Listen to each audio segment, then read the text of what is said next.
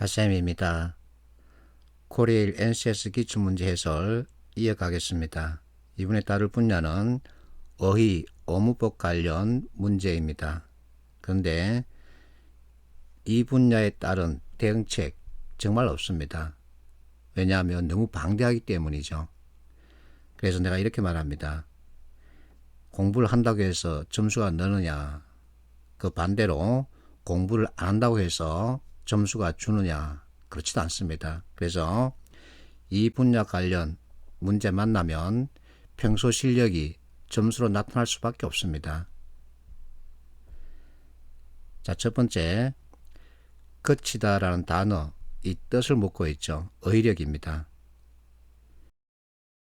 자, 각 부처의 검토를 거친다 그러죠. 그러면 결국 단계에 대한 설명입니다. 따라서 선택지 가운데 단계를 뜻하는 것을 찾아야 되겠죠. 1번 초등학교, 중학교, 고등학교 거쳐서 대학 간다. 과정, 단계를 보여주고 있죠. 그래서 답은 1번이죠. 2번 특별히 거칠 문제가 없다. 가로막는 게 없다는 뜻입니다. 3번 베린을 거치다. 이것은 경유하다의 뜻이죠. 5번 발에 거친다. 여기서 거친다는 발목에 걸리다의 뜻이죠. 5번 자 선생님 손을 거쳐야 한다. 이것은 살피다, 검사 또는 감사 이와 같은 뜻을 가지고 있죠. 자, 어휘 관련 문제 여러분들이 많이 어려워합니다. 근데 어휘 관련 능력 제고는 하루아침에 안 되기 때문에 앞서 얘기했듯이 어쩔 수 없습니다. 대응책이 없습니다. 2번은 어법 관련 문제죠. 기억, 처리하든지 말든지. 자, 든자 두 개 쓰임의 차이에 대해서 알고 있는지 묻고 있죠. 이 더는 선택이고 이 더는 과거 시제형이죠. 그래서 둘의 차이를 제대로 이해하고 있어야 합니다. 니언에서는 되느냐 아니냐, 대자냐, 대자냐. 그래서 언제 이 표현을 쓰느냐 이것을 묻고 있죠. 자, 왠지 그리고 왠지 이와 같은 단어의 표현 차이 묻고 있습니다. 이 둘의 차이 왜 그러냐 하고 이유 또는 원인을 물을 때는 when을 쓰죠. 자, when 이 표현을 쓸 때는 어인일이냐 또는 어찌된 일이냐 할 때 쓰는 표현입니다. 그래서 대개 명사가 붙죠. 이렇게 구분해주면 판단하기 쉬울 겁니다. 리얼 잘못을 시인하고 고개를 깊숙이 숙였다. 고개를 숙였다 그러지 고개를 깊숙이 또는 크게 숙였다는 표현은 쓰지 않습니다. 오늘도 하루가 조용히 지나갔다. 그래서 답은 디귿과 리얼이 틀렸으니까 4번이죠. 3번 단어 쓰임에 대한 질문입니다. 합병 결정했다. 임대했다. 자, 임대라는 표현과 임차의 뜻 차이 구분 잘 해줘야 됩니다. 임대는 빌려주는 입장이고 임차는 빌리는 입장이죠. 그래서 우리가 흔히 잘못 쓰는 표현이 임대료 내야지 하는 거죠. 빌리는 입장에서는 임차료 내야 합니다. 그래서 시험에 자주 출제되죠. 디귿 자, 새 갑절 많다. 이 표현에서 갑절은 2배를 뜻합니다.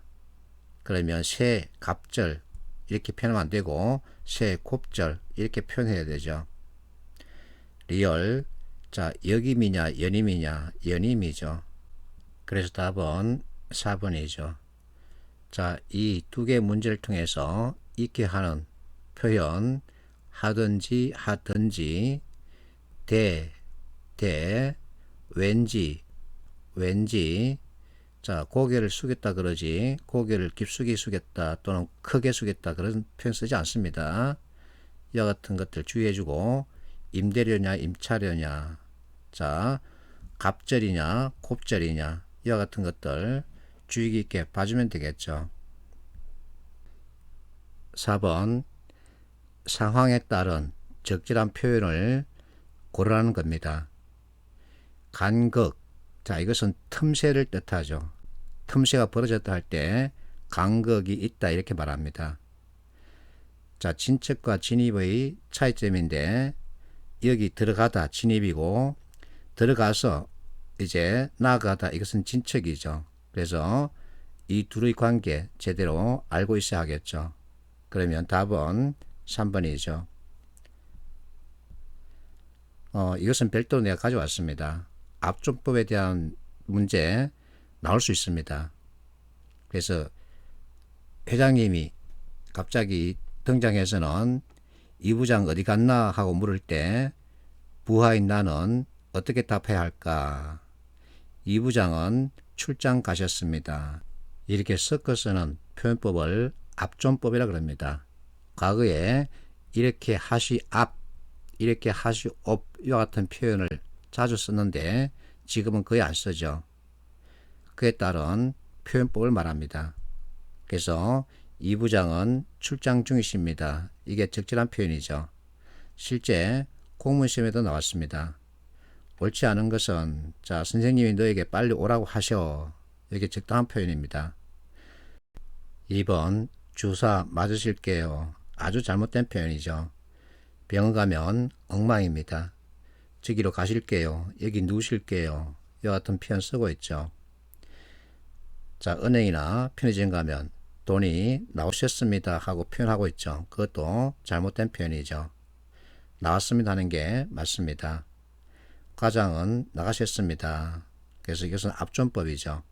자 1번과 4번이 압존법과 연결되죠. 그래서 답은 2번입니다. 사물존칭, 이거 정말 고쳐야 합니다. 앞에서 했던 3번이 사물존칭에 대한 이해를 묻고 있는 거죠.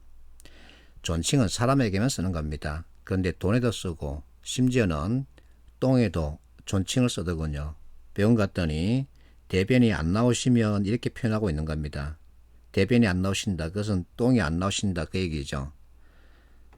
고객 만족은 고객을 존중하라는 얘기지 고객을 왕처럼 극진히 모시라는 얘기는 아닙니다. 그래서 고객 만족에 대해서도 이제는 한계를 정할 필요가 있는 거죠. 1번 가방이 럭셔리하시다. 가방이 사람이면 이렇게 붙일 수 있는데 가방은 사람이 아니죠. 이 옷은 사이즈가 없다 해야 됩니다. 실크로 되어 있다고 해야 되고 화장실은 저쪽에 있다고 해야 되죠. 품절된 상태 이게 맞습니다. 그래서 사물존칭 이제는 기가 거부반을 일으킬 정도로 너무 심하게 쓰고 있죠. 자 어쨌든 어문법은 문법 그 자체 국가에서 정해놨기 때문에 문법이라는 이론에서 벗어날 수 없는 거죠. 자 앞에서 얘기했듯이 어문법 관련 문제 대응책 없습니다. 공부한다고 해서 느는 것도 아니고 안 한다고 해서 점수가 까이는 것도 아닙니다. 그래서 평소 실력이 점수로 나타날 수밖에 없습니다. 그래도 어쨌든 개념 좀 익혀주면 어느 정도 감을 잡을 수가 있겠죠. 화이팅 하십시오.